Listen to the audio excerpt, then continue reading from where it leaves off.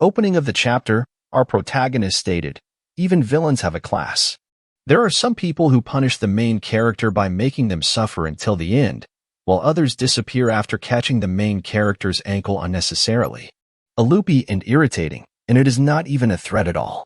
Our main character was a nerd. She sat in front of an altar. In the background, people can be heard insulting her. One person said, she, the daughter of Baekri Yuikong? She bothered Baekri Yuikong so much during his lifetime, but she still cried and called out to her father. Another person chimed, she is the folding of trash that has not changed. Our main protagonist looked up at the altar. Tears clouded her eyes. She thought, just like jewels that shines brighter if there is a trash next to it, a villainous supporting actor who has no influence whatsoever to make the main character stand out. The sudden death brought back memories of her previous life. She bit her lips and thought, why is this novel, at this point? Is it very similar to the martial arts novel she read in the past? The teach of the main character of the novel, Namgung Ryu Chong, and the fourth young master of the Baekri family, one of the 10 greatest martial arts families. And a holy victim who awakens the main character whom only she did not know. Suddenly, a jade cup shattered into pieces. The main character retreated her hand, trembling, looking at the broken cup. She thought, it was weird. It must have been years since she read a novel. If she remembered the future development clearly. In the novel, the father's death signaled a slaughter rampant for about 10 years, and the character died. People in the background started whispering among themselves how the main character broke the glass. Another person added, she brought bad luck at the funeral, while another one said, and she does not have martial arts qualities either. Hearing those scrutiny, she felt even more unease. The next scene, someone was running in the dark night, with only the full moonlights as the guide. The person running away thought, let's run away. No one will even know there is a quiet villain like her. She kept telling herself to run away, keep running. Forget the original story and start a new life. Suddenly, a light flashed right across her. What she saw was an upright scene that was turned sideways, as she tried to make sense of what just happened. We saw a man, muttering, what a disappointment as he approached the fallen body on the ground. He said, Baekri's daughter is like this. The main character, questioning why, as she laid on the pile of blood. Her pupil reflected a pair of legs walking towards her. She thought, if there is a trash-level villain like her, there is also a dark side that is the villain's biggest enemy in life. The man leaned down and asked if she is curious. Just as he was about to explain, the main character's eyes went black, unable to hear anything. She died, so in vain. Someone shouted, hurt. I'm so hurt. While in the background, cursing words can be heard vividly. A daughter is so useless. The same, hurtful voice continued. I'm hurt, father. I'm so hurt. Please help me. A little face jolted awake from the nightmares. Briefly, scanning the room, she questioned if she was back from the nightmare. Didn't she die? Her eyes softened when she felt a large, warm hand gently holding her hand. She looked at the person beside her. His face is gentle, but full of worries. Tears formed around his eyes, worried about her. She noticed he was Baekri Yuikong. She called out, Father? She did not know if she was dead. Is that why she is reminiscing? Her father was admired by many women for his handsome appearance, but as a teacher in charge of the protagonist's spiritual growth, he had a strong and righteous personality that was different from his appearance. Because of that personality, the main character only saw her father's tear during their time together. The father's tears streamed down his beautiful face like a river and spoke gently that he is sorry. He should have kept her by his side. The main character thought it was the same thing as her memory. She smiled softly and thought, well, it probably is because she was reminiscing. She pleaded, Father, no, Dad, don't cry. It was the first time she had seen her father so flustered, even though they had been together for several years. She remembers her relationship with him only deteriorated as she grew older. The little girl turned the other side, wiping her tears. She did not even remember the way he smiled, let alone his surprised face. She does not even remember what his face was at the end. He was a very nice person. The main character is not worth it.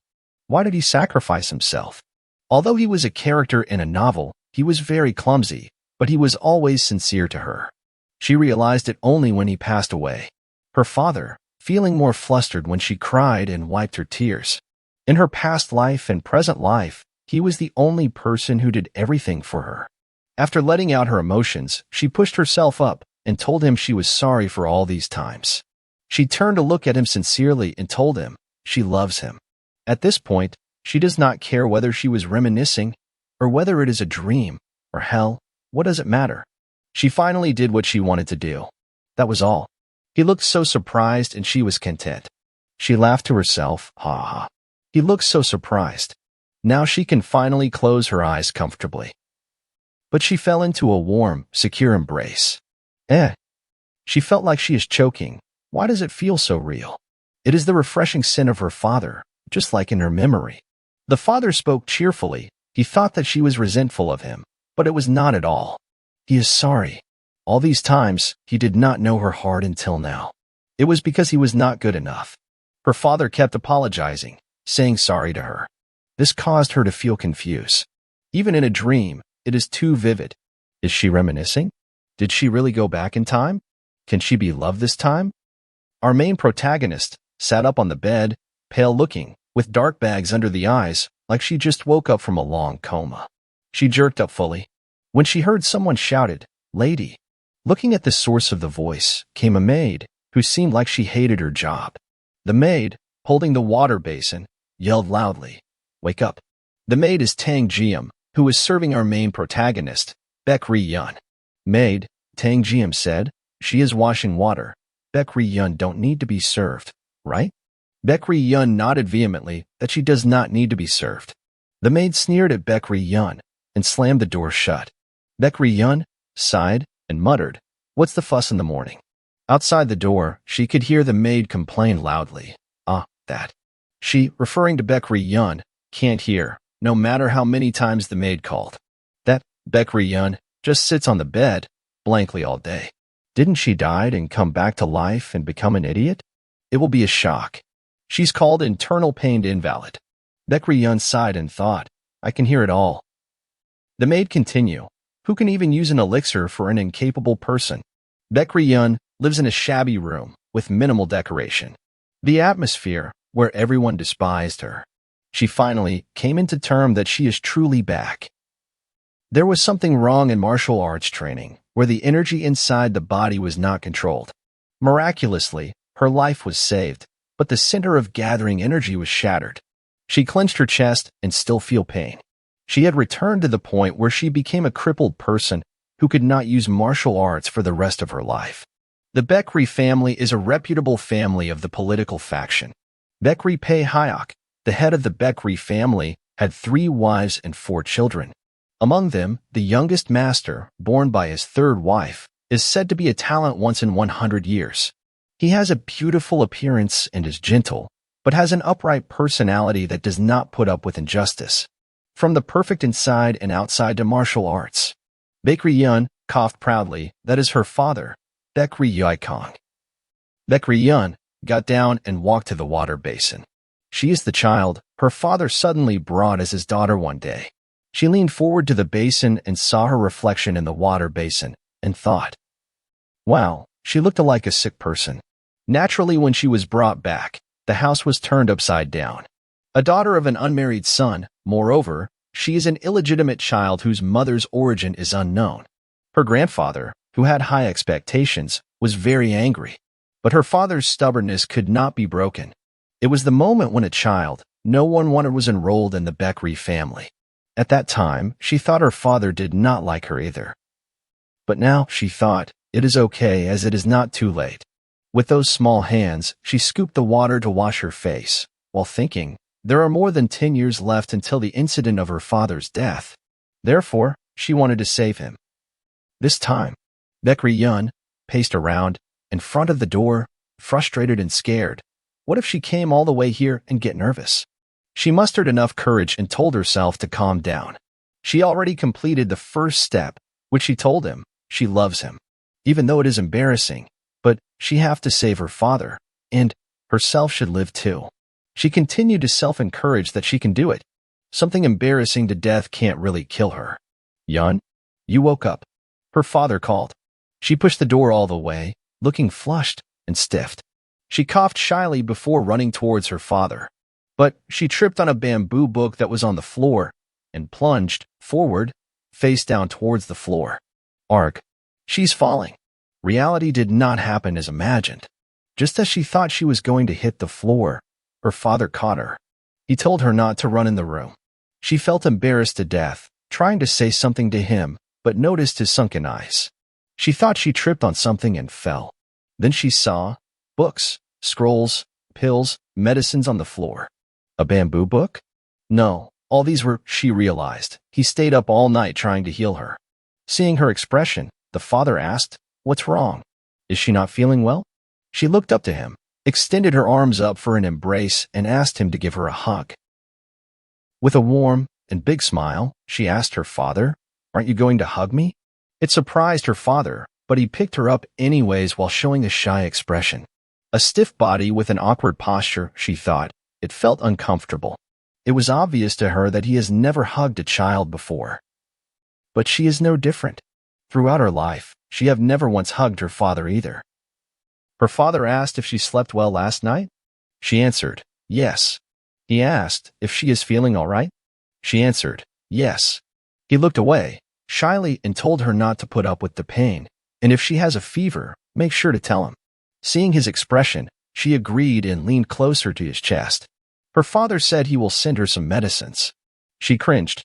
Arg. Next, she had a meal and saw her back in bed, drinking a bowl of medicine while being supervised by her father, who smiled gently. Then she saw a doctor and got treated. Her father was beside throughout the process.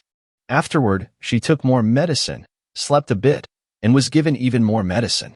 She probably have took every kind of precious medicine in the world.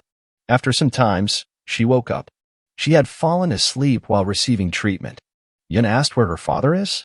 Annoyed, the doctor sneered, "Tsh." The third young master really did a useless thing and left. Yun asked the doctor to wait, but was left with a shut door, leaving her unable to make sense of the attitude. She took herself out and walked through the courtyard. The yard is oddly quiet. Her residence with her father is at the far west corner of the Beckery Manor. Her father's original courtyard was somewhere else, but when he brought her back to the family, grandfather said he hated to even look at the father and kicked them out to the farthest, most isolated courtyard. She came closer to the corner and heard commotion of everyone trying to gather quickly. A person tried to hurry everyone. Another replied, he was sleeping so well. What's going on? A man replied to the other person, oh geez, since you always sleeping and napping, you wouldn't know.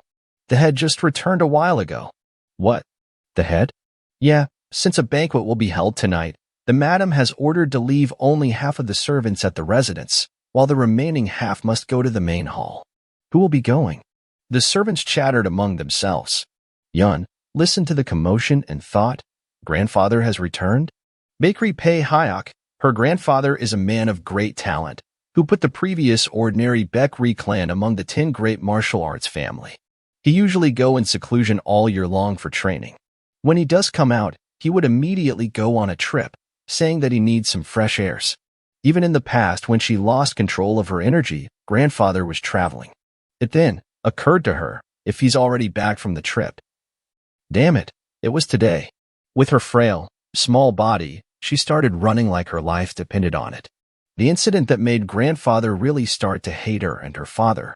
It will be dangerous if she does not stop her father right now. Yun huffed and leaned against the wall to support her body. Damn it, she cursed. Her body still hasn't recovered. While trying to catch her breath, she overheard the servant talking about her, how her dantian was broken. Dantian is the core where the life force gathers. Even her origins are unknown. How useless and embarrassing. Yun tried to hold back and calmed herself. It's not the time for this. If she can't run, she'll just have to walk instead. Even though she is only a scumbag villainous extra in the novel, she had a past, which resulted in a fair probability for her to become a revenge-seeking villainess, and the incident of today only added to that probability. Yun used the wall to help support her as she took one step at a time. She is no longer a 6 years old, who knows nothing like the past her. She finally arrived at the gate, huffing, barely able to stand. The gate guard asked if she is all right. She replied that she was all right, but could barely completed the sentence without throwing a coughing fit. Seeing her continuous coughs, the guard told her he didn't think she was all right, and what brought her all the way there. Her dad. She could barely completed her word when a loud roar shook Yun and the guard. Don't be ridiculous. The bakery's head shouted, while Yui Kong continues to disappoint him like this? Why he has not gotten his senses together? Scared his wit off, the guard said nervously to Yun that she must be looking for the third young master. However, that, as she already heard, right now is not a good time to convey her message. The guard encouraged Yun to go back as it also seemed like her state is not good either. Yun looked behind the guard. That room, only the people approved by her grandfather can access it. People who are recognized by the family and hold important positions within the clan, and she did not meet the condition. Devastated, she has to figure something out. While racking her brain, someone yelled, "Is she Bakery Yun?" The voice. That voice belonged to Yun's father's half-sister, Bakery Erin. The guard bowed and greeted Erin. Erin asked, "Why is Yun there? Did Yui Kong bring her here?" The guard told Erin that Yun came alone. Alone? Erin mocked. How can Yun came here? This is not a place where she can step foot in. The maids behind Erin snickered. Yun remembered in her past life, she was terrified of crossing paths with her aunt. Even their eyes met, she always got angry, saying things like how dare Yun meet her eyes. If Yun looked down, her aunt would reprimand why Yun is not looking at her. If she greeted, her aunt would ask who she is greeting. If she didn't greet, the aunt shouted why Yun was ignoring her. No matter Yun does, the aunt would come up with a bunch of excuses just to scold Yun. It first started with the verbal abuse, and eventually lead to physical abuse. In the past, Yun thought it was natural for her aunt to detest her, because she was a cripple who couldn't use martial arts even though she was a member of the bakery family. However, the person her aunt really detested was. Before Yun could complete her thought, Erin shouted, "Why is Yun spacing out? Was Yun ignoring her because Yun's father is back?" Outsiders' point of view when they hear the aunt's voice, they thought Yun caused the problem because she was being too arrogant. Yun greeted her aunt that she is sorry. It has been a long time. She was unable to greet because her body is unwell and she started coughing, not by choice. She was sick. Yun thought she will not let the aunt's scolding slide anymore. Suddenly the people around saw that it was the aunt who was harassing her sick niece. Yun's sick body helped her this time. Flustered momentarily, the aunt countered, seeing how Yun came all the way here. Her body must have gotten better, right? Covering her mouth and clutching her chest, Yun thought of the best action choice. If she said she is no longer sick, her aunt will only nag a little, but if she said she is sick, she will be chased back to her abode. She stuttered that there is no one in her abode. She looked where everyone went, but it seems like they're busy. So she had no choice but to come alone. The household affairs and servant management is taken care of by her grandfather's second wife, her aunt's mother. The reason why the servants are lazy is because of second grandmother's connivance. So it's fine as long as grandfather doesn't hear about this. At this point, the yelling from behind the wall stopped. Grandfather is considered one of the greatest masters here, so he certainly hear it. The aunt talked that way because she knew he would hear it in the first place. The aunt almost exploded but held back her teeth asking if Yun was mistaken. There is no way the servants would do that. Enough with the nonsense, and quickly go back, pointing her finger at Yun. Then a loud voice shouted, summoning Erin to go in at once, and Bakery Yun too, which startled all of them outside the gate. The aunt glared at Yun, and Yun glared back. She is no longer at an age where she would fall for such petty tricks. Does the aunt know how old she is after adding up her age from the previous and current life?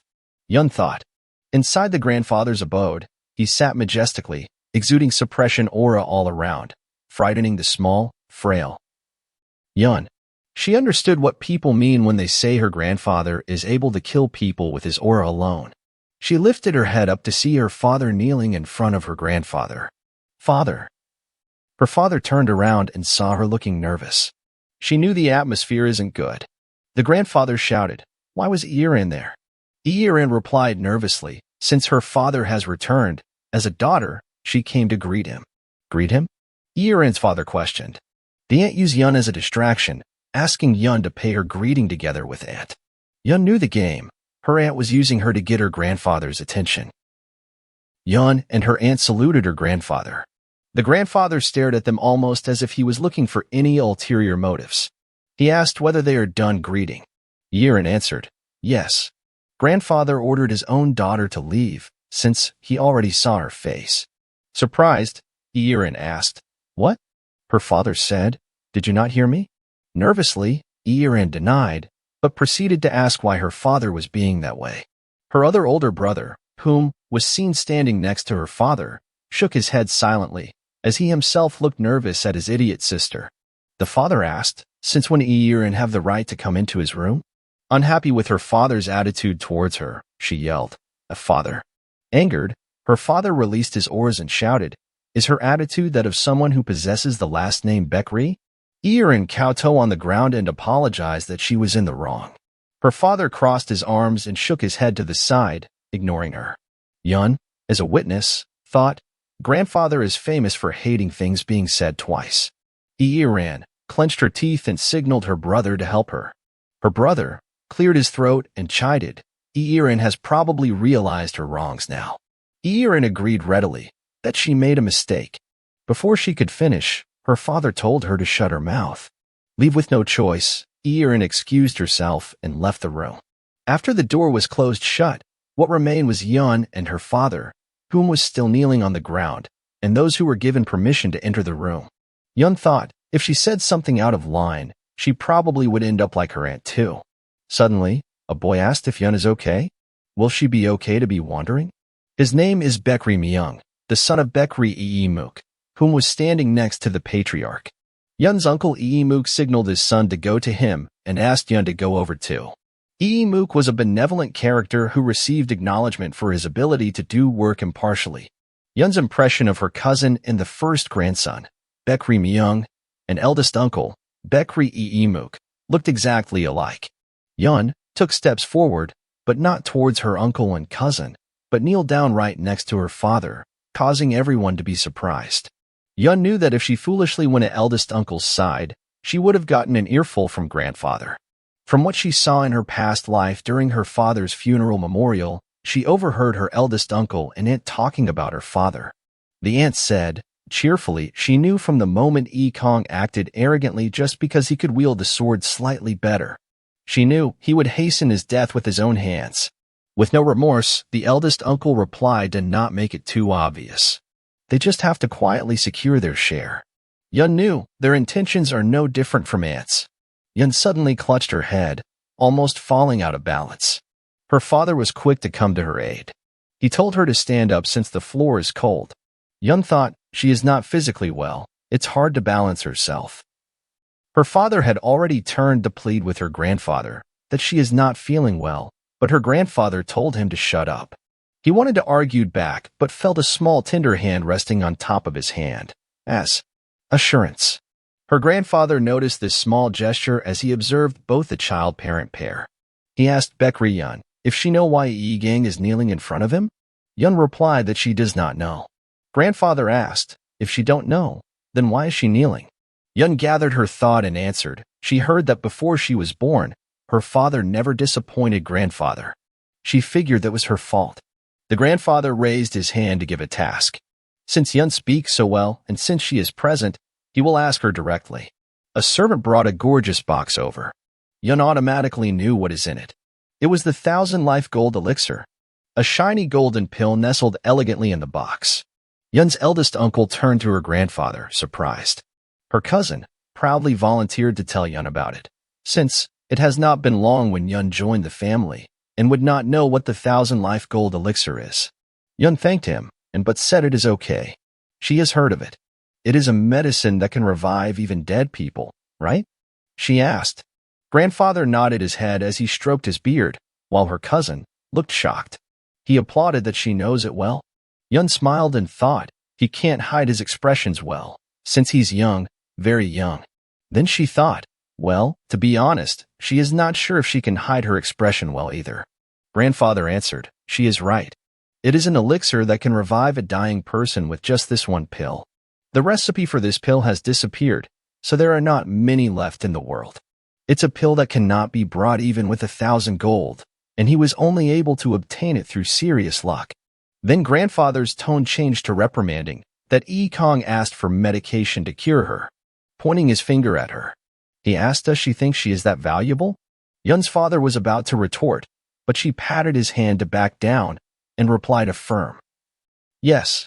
Yun replied, yes, but she does not need it now. She learned a lesson from dying twice. She constantly apologizes. I'm sorry, always bowing down to people. Even if she put herself down, others will only look down on her. She remembers comments made by others, how a worthless thing like her is clinging onto them. Looking at the level of Kong's child, it is obvious what kind of person Kong is. Yun now knows that putting herself down is no different than putting her father down, and that'll only make it harder for her father to protect her. She cannot do the same in this life. With a firm resolve, Yun said if she can ask the people here something. Grandfather gave permission to go ahead. Yun asked if the 1,000 gold elixir can fix her chi center. Her question stunned everyone. She added, since she thought about it, she has never heard of such case. But it is the 1,000 life gold elixir? Yun saw her father's solemn expression. She guessed that he had the same thought as her. The 1,000 life gold elixir's fame, its impressiveness is not false, but reviving a dying person and fixing a shattered chi center are two different things. She knows the medicine should be used properly for each individual effect. It's not like her illness is fatal. In her past life, her father managed to obtain the 1,000 life gold elixir from grandfather. But, contrary to what her father hoped for, her chi center did not get better. The medicine had some effect. The internal wounds that resulted from the chi berserk did get better, but the most important thing, the shattered chi center, remained the same. She looked up to her father and told him, she is fine. She is happy just being able to be with him, like this. In her past life, her father received so much hate because an ill-stricken trash became a healthy trash. Yun had the urge to cough, but if she coughs right now, all her effort would be pointless, so she tried holding in her coughs. Seeing the Yun's filial devotion is beyond expectation, grandfather asked Kong what he thought of Yun's words. Yun patted her father's hand, looked at him, and gave him a reassurance glance. He smiled warmly at her, but his thought has not changed. How could he, a father, give up, even if there was even the slightest bit of hope? Yun, stunned and devastated. All her hard work was just ruined. Will this cause her father and grandfather relationship to be ruined again? Grandfather sighed, messaged his temple.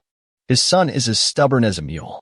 He told them both to stand up, which shocked both Yun and her father. They looked at each other to confirm they heard it right. Yun thanked God. It doesn't seem like grandfather is mad. Their father-son relationship is still okay. Yun's father reached to pull her up, but Yun lost her balance and collapsed. She felt like a curtain has been drawn. She can't hear well. She felt ticklish while coughing. Yun saw blood on her small hand. Could it be she sat on the cold floor too long and threw up blood? That's really ridiculous, she thought, and lost consciousness completely. Her father kept shouting her name, but she was not responding. In a well-decorated room, Yun's father sat beside her, worried about her condition. He asked, why won't she wake up? Yun, a young, beautiful man, in ivory gown and sword, kneeled down in front of a small child. Even she, who grew up in the streets living on trash, knew that the man was someone hard to come by in those streets. And he was someone who shouldn't have any reason to pay interest in her. He asked, your name is Yun of an unknown character, right? I've come to pick you up. I'm your father. She was scared when she first took his hand, but in the end, she was unable to hide her excitement. However, back at the bakery home, when she crossed the gate, her excitement shattered. You useless trash, jolted Yun awake. She panted heavily, still haunted by those harsh, hateful words. Yun, her father called as he tried to support her. Still huffing, she asked where they are. He told her to not move, and how is she feeling? She said she is fine, but her head hurts a little, and there is nothing more. After carefully observing that she was fine, he suddenly felt angry and reprimanded. Why did she come here? He told her to be careful. Afraid of him being upset, she apologized that she is wrong. Grandfather asked, what did she do wrong? Kong said to his father that Yun woke up. Grandfather replied, if someone saw them, they would think he is bullying her. And, remember they are in his residence. Kong quickly apologized. Grandfather replied lazily, whatever. Yun was surprised that she is in grandfather's residence hall, the White Protection Hall. Another man came in, carrying a medicine tray. Yikong thanked him for running the errand himself. The man replied, "He just got it from the worker out front. He is grandfather's right-hand man and aide, Jang Sukriang." The man smiled gently at Yun. Yun has never interacted with him in her previous life. While being distracted, her father put the medicine cup in her hands. She dreaded drinking medicines. Yikong encouraged Yun and told her not to worry. Suk Tae said it wouldn't be that bitter. Surprised, "Suk Tae?" She confirmed. He was the former imperial doctor. She was treated by him before in the previous life, but it happened much later than this. She does not know what is happening. Yikong explained, Suk Tae is a doctor her grandfather urgently called over for her. Yun was surprised that grandfather did that. Her father added that grandfather even checked up on her while he was unconscious. He said that she should remain at his residence and receive treatment during the 3 days that he's here. Grandfather's residence, no other family member has stayed before, not even her eldest uncle, Bekri Iimuk, and grandson, Bekri Myung. Yun thanked her grandfather for the treatment. He said there is no need to thank him. If she is sick, she should say she is sick. If she does not, who is going to know? Yikong was so touched by his father's words. Grandfather glanced at the cute and small Yun. He told his son to take care of her, so he don't have to see a corpse being cleaned up after in the Bekri family. Both daughter and father sighed, looking at the old man leaving. Yikong told Yun that even though grandfather spoke like that, he cares for her a lot. Yun asked her father if he will be staying in the White Protection Hall too. He nodded, that's right. He can't trust anyone else. She pumped her fist, feeling very good and happy. She put all the event together. Entering the White Protection Hall, an aide appears, Suk Tae fast arrival. If she thinks about it, all of these are good signs. If it's like this, maybe she can look forward to the relationship between the two of them. Her father called her name in a calm voice. She noticed the difference. He asked, why did she hide it? Confused about the specifics, since she hides many things. The father added, the servant's cruel acts, which she endured. She remembers when she was in front of the White Protection Hall talking to the gate guard and her aunt. Since grandfather heard it, her father must have heard it too. She comforted that it is fine when he is around. Her father said, they look down on her. She remained silent as acquiesced. Upset, Yun's father said, today, she collapsed in front of people, but if she happened to collapse alone, He clenched his fist, unable to finish the rest. Once she regained her composure, she saw her father's red eyes. Her father stood up and said this won't do. He will have to bring this up to mother. Yun almost spit blood and stopped him. Her father replied, mother should know about this incident too. What does she think will happen if mother finds out through rumors? Yun cried silently. If grandmother's mood is ruined, her father's honor would fall even further. Father is already a thorn in her eyes. She looked at her father, his eyes that resemble a tall bamboo. He probably knows that he is being hated by grandmother, but still, since it was the right thing to do, he wanted to report anyway. Yun replied, there is no point to report.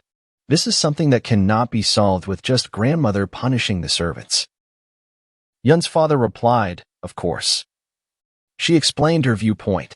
If grandma punishes them, things will only look better on the outside, but will they truly acknowledge their wrongdoings? Will it end when the inner house servants are punished? What about the ones outside? Did they not know that the servants have been disregarding her? She added, the problem won't be fixed until grandfather accepts her. Yun's father looked stunned, while grandfather seemed like he's contemplating the meaning of Yun's statement. Outside the door, grandfather and his right-hand aide, Jang Sukriang, stood on each side of the door, eavesdropping into the daughter-father pair. Yun's father asked if she resented her grandfather. She replied sharply, no. Her father said she does not have to lie. Yun scratched her cheek and said, she really does not hate him. She understands her grandfather. Grandfather is mad at her because grandfather loves her father. She scratched the back of her head while laughing nonchalantly and said, it would be weirder if grandfather was not mad at her existence. She thought to herself, there is no system that proves blood relation in their world. She imitated that of her grandfather and said, things happened. So what if you had a kid outside? It's nice that I now have a granddaughter. Then asked her father if that is what her grandfather said. it would be even weirder. Jiang Sukriang laughed, while grandfather gave him the frustrated death stares. Yun's father shouted that she is just 6 years old. How could she said such a thing? His eyes widened, seeing Yun jumped onto his laps, hugging him tightly. She spoke contently that she will try harder and grandfather will acknowledge her. She thought. The novel never said anything about how grandfather thought of her father, but in reality, just like her own relationship with her father, their relationship only worsened. But she remembers it clearly. From her past life, her grandfather's bloodshot eyes at her father's funeral was enough. With that alone, it was enough for her to see grandfather in a positive light. Rain kept falling nonstop outside, drenching everything. Yun woke up to the sound of rain. She noticed the window was propped open, which caused the rain to drip inside, wetting the windowsill and table by the window. Still sick, herself, she thought, that needs to be wiped. Yun thought, the treatment she received at the white protection hall was too different. She hasn't said anything, and her every need was taken care of. For examples, servants brought warm water to wash her face. Tea, water, they have it all. The servants were friendly and spoke respectably to her. Now, she is back at her abode, and she dreaded. Her head hurts, she wants to sleep a little longer. Yun was awakened to someone complaining loudly about how annoyed they are. She sat up and thought, what is up with the fussing? The maid yelled loudly from the hallway, how it hurts like hell when she walk. And all this is because. Another maid exclaimed for Dang Jiam to not talk so much. Both, conversing loudly. Yun's head was ringing. Dang Jiam. That was her handmaiden. Did she eat a foghorn or something? Walking outside, Dang Jiam complained loudly. It's so absurd. She must think she is really part of the Baekri family. How dare she go to the central hall? The other maid replied, the family had heard it. So what could he have done? Chundul was hit 20 times and is still lying on his stomach. Compared to him, Dang Jiam is doing way better. Dang Jiam shouted angrily. What's better? Then asked, so Chundul is resting? The other maid replied, of course, he got hit 20 times. How can he work? He probably won't be able to move for a week. Yun looked like she wanted to disappear from all those commotions. Eventually, the two maids went farther away. Yun finally breathed a sigh of relief, thinking the maids are finally far away from her room. She laid back down and thought, now she can finally be able to go back to sleep. And the door was knocked open. Dang Jiam yelled loudly, young lady, you're awake. Yun looked like she wanted to die. Even a sleeping person would have woken up from that. Yun sat up gloomily and said she woke up a while ago. How could she not with all the fussing? Yun stated that it's raining outside. Dang Jiam lifted her skirt and stepped on the bed with her dirty shoes and commanded Yun to look at her leg. She got hit with a can, so her calves are all torn up. Dang Jiam questioned deafeningly, why did Yun go to the central hall? She accused Yun for being the culprit, that's why she got hit. Yun looked like she finally snapped. Why is it her fault? She stated, it was because Dang Jiam was lazy. Dang Jiam was momentarily taken aback. She has been carefully observing how Yun was looked down upon in the family. And why now she's talking back? Yun scowled. How could Yun say such a thing? How disappointed would the third young master be if he found out how cruel Yun is? Her head is ringing. Yun had no time for this. She told Dang Jiam to fill up the teapot and take a rest. Dang Jiam snorted, as expected. Yun is a low-born kid who cannot do anything without her. She asked, isn't Yun old enough to fill up the teapot on her own? If Yun keep acting immaturely, it'll be hard for her. Yun frowned, and then the scene was interrupted when another maid came running in. Young lady, Chief Go has come to visit. Surprise, surprise. Tons of gifts, antique products, vase, books, furniture, and many, many more gifts were presented to Yin and her father. They looked at all the gifts speechless. Chief Go, the finance manager of the Baekri family, told Yin that this is a gift from the family head. The family head usually gives presents like this to family members after going on a trip. This action surprised the servants. They whispered among themselves, family head? They thought he was just letting her stay only? Yin thought, is this grandfather's declaration? She was exiled here, but she should still be served like direct descendant. She did not think he would go this far. Chief Go said hand the white fur and told Yin that it is good in quality. He recommended not doing much to it and instead turn it into a scarf. Yian's father asked Chief Go relay a message to his father that he is sorry for being unfilial and that he is very grateful for this favor, but he will only accept his father's heart. Yian frowned. What? Her father continued. It's a little burdensome for Yian and him to accept such a precious thing. Yian screamed inwardly, Father, how could you reject this? This is grandfather's way of trying to make amends. Chief Go chuckled and told them to not worry. He came here after giving others their gift as well. Is there a reason why young lady Yian can't receive something that young lady remade? More than that, Chief Go tried to bait them. He said these are medicinal herbs. It's hard to attain these even if you pay a large sum of money. This is a 50-years-old fleece flower, and this is ginseng. And there are many more herbs that will help with energy recovery. Yian's father looked so tempted and finally got sold. Yian looked at her father, like, seriously, Dad. Her father readily accepted the presents and medicines. Chief Go cheered. He knew it. Yian's father apologetically said Chief Go knows him too well. Chief Go answered, he watched Ekong grew up, so, of course, he knows. He then said he almost forgot one thing and presented a familiar-looking box. Yian mouth twitched, no way. Chief Go presented. The box is the 1,000-life gold elixir that the family had sent. The head said they can do whatever they want with it. It shocked both Yian and her father. Yian thought, to think grandfather gifted her the elixir, was grandfather testing her? And her father hasn't said anything either. She thought her father would urge her to eat it right away, but how unexpected. Her ear was directed towards a source of noise. She looked at the door and saw her two maids fighting for an item. Dang Jiam finally snatched the item from the other maid. Yian couldn't utter anything. Dang Jiam asked the other maid what is wrong. Is she not allowed to look at it? She asked Yian. It's okay, right? Yian knew Dang Jiam is greedy. In the past life, she would always tell Yian how much her father hates her, then gradually steal the presents her father gave her, and spread rumors that she did not like them and threw them away. Before she could even finish reminiscing of the past, Dang Jiam snatched the Jade Insignia. Greedily looking at the Jade Insignia, she praised how good it looks. The other maid told her, no. Dang Jiam turned to Yian and begged, young lady, please give me this Jade Insignia. Since Yian have so many, surely she can spare one, right? And she got punished because of Yian. So Yian should give the jade to her as consolation. Yian smiled and thought, even when she went back in time, Dang Jiam is still the same. She replied, wait a minute. But Dang Jiam assumed it was a yes, didn't listen nor bother to hear the rest from Yian. Dang Jiam proclaimed the Jade Insignia ecstatically. Yian thought, grandfather went that far, but nothing's changed. Suddenly, Yian's father called her excitingly. The medicinal herbs his father sent are definitely better. They better use it to make medicine for her. Will that be all right with her? Yian replied, of course, he can use it without asking her. Her father said she was the one who received it, so she should decide. Yian stated that there is no such thing between them, but father, Dang Jiam asked if she could have the Jade Insignia. Can she give it to Dang Jiam? Pointing to the handmaid. What? Her father looked appalled.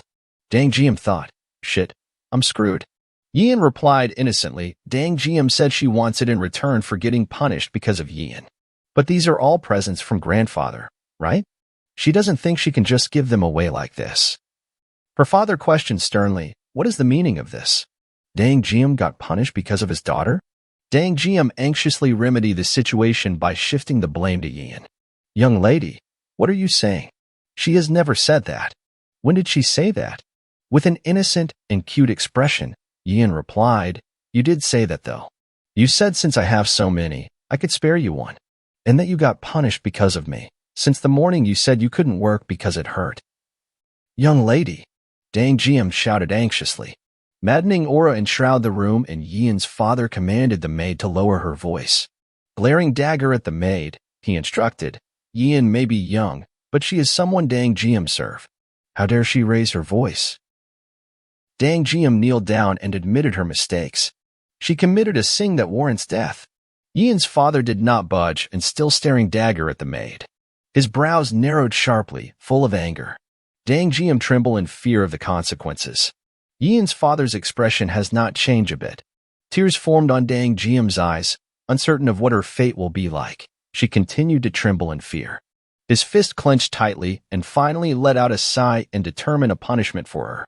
He announced the verdict. She acted so arrogantly that he cannot turn a blind eye. She will remain kneeling in that position until the sun goes down. And you.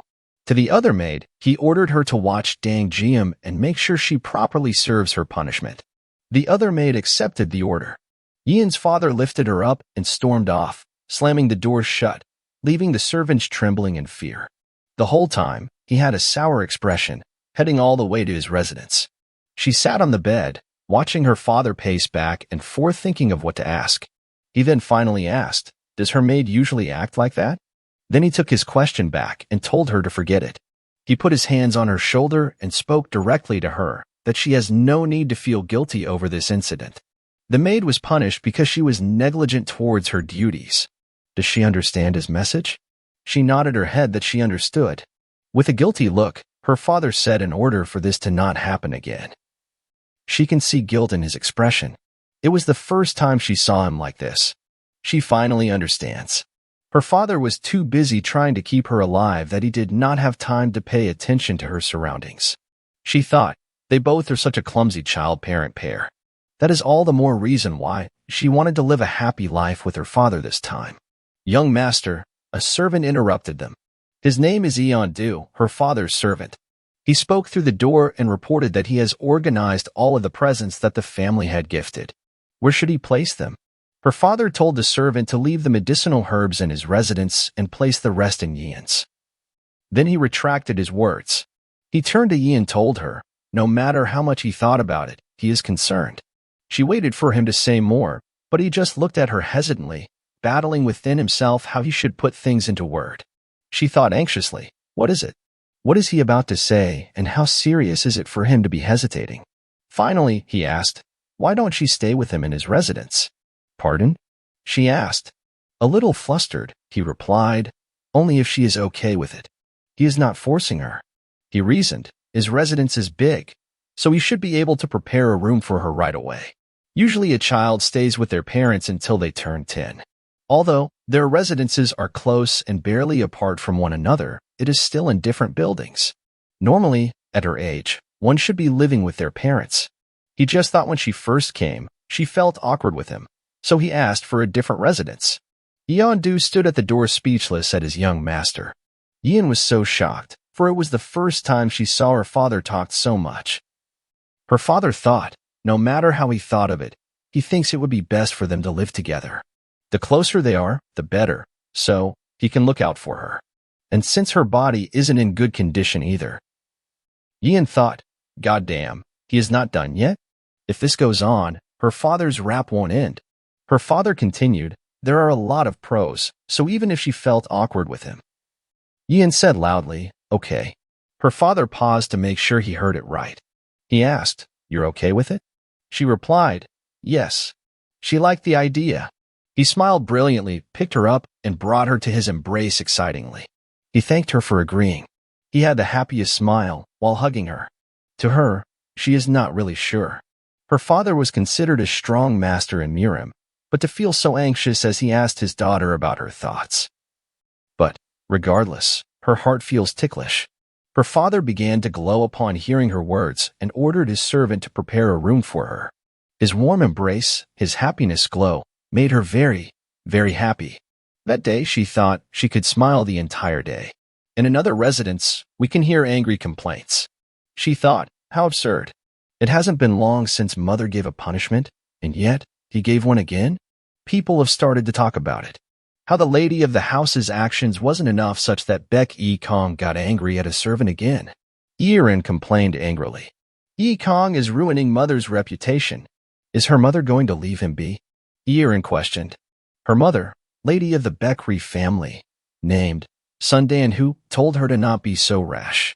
It was not like he hit her or kicked her out. He simply made a rude servant kneel. It would be foolish of her to get involved. Unhappy of the mother's decision, Erin asked if her mother was just going to leave him be. The white fur she wanted was given to their household. Erin told her mother that it was obvious that father is giving Yian attention. What if Yi Kong becomes the family head at this rate? Erin's mother asked her to bring Pyo and Ok. Her kids? She confirmed. That, right? Erin said it has not been long since they've gone to visit her husband's family. There is no other choice. Erin's reputation will be protected in front of her kids, replied the mother. Plus, if those kids are here, the head will forget about that cripple who cannot even learn martial arts. Please leave a comment of 3 words or more for part 2. Please support this channel by subscribing, and subscribe for more videos and faster release.